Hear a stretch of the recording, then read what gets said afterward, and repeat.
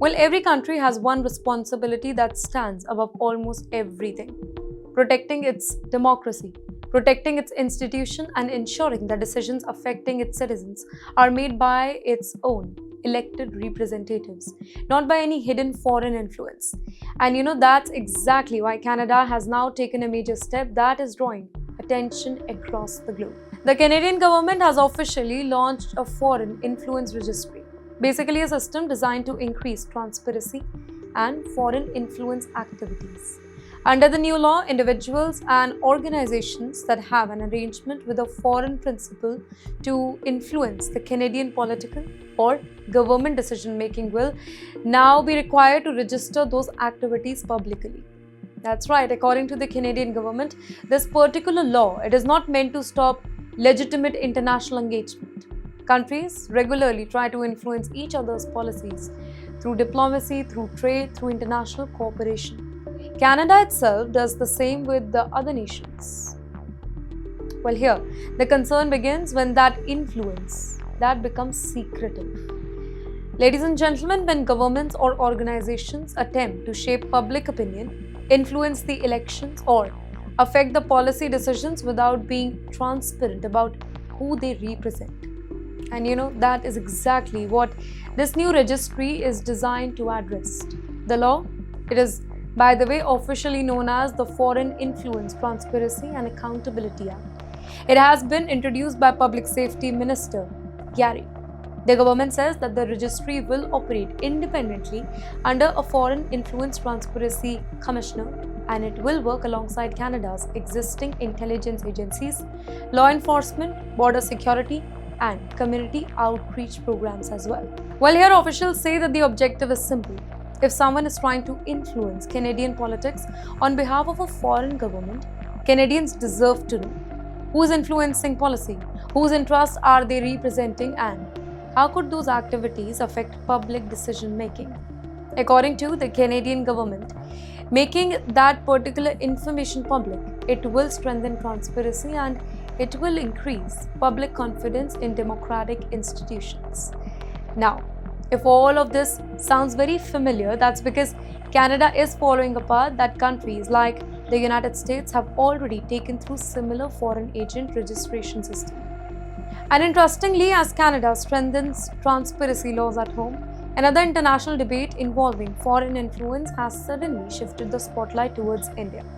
A Republican congressman from the United States, Riley Moore, he has publicly criticized India's proposed amendments to the Foreign Contribution Regulation Act, better known as the FCRA.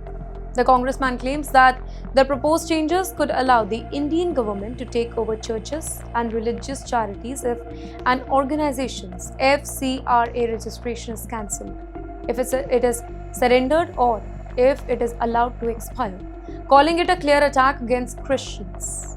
He warned that if the legislation moves forward in its present form, it could become a matter of concern in India and US relations. Now, naturally, those remarks quickly triggered a political debate in India, but what exactly does the proposed amendment say? Let's talk about that.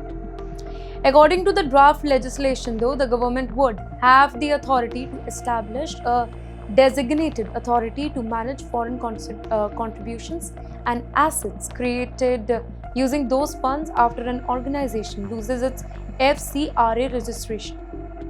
However, the proposal also specifically states that if the asset is a place of worship, its religious characters must be maintained. The bill also proposes reducing the maximum punishment for violation of the Act from 5 years to imprisonment to 1 year, making it another significant change in India's foreign funding regulations. In fact, government data shows just how large the FCRA system has really become.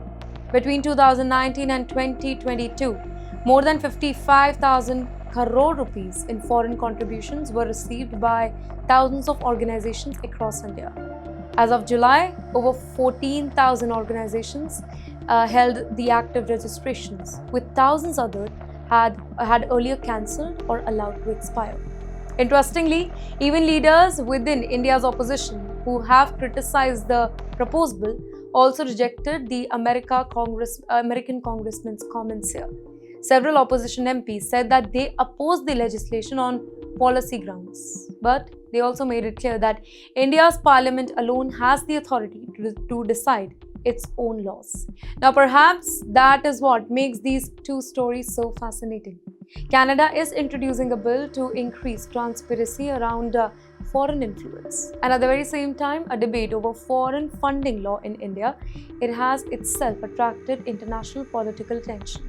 Different countries, different legal system, different political debates. But yes, if you notice very carefully here, there is only one common theme. Every democracy is trying to answer the same difficult question. Question that how do you remain open to the world without allowing outside influence to quietly shape your internal decision? And that particular question, it is likely to become even more important in the years ahead.